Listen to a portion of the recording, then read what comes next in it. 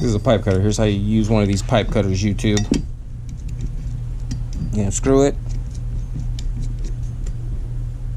Tighten it down, not super tight. Roll it.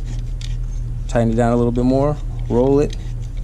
And then you just keep doing that. Just little tightens, because you don't want to bend this pipe. And then that's all there is to it. Ready to go. All right, here's how you solder copper pipe. Before you solder it, you want to clean the tip, sand it down, the tip that you're going to be soldering. You're going to want to take some flux. What this flux does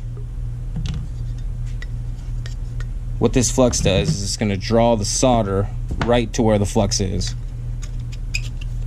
Get your connection set up.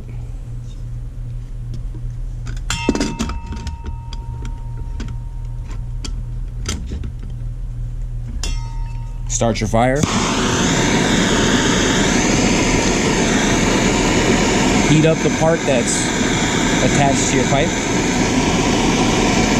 Look, you can already see that flux bubbling a little bit. And then what's going to happen is the flux is going to draw the solder right into where it needs to be. And there it goes.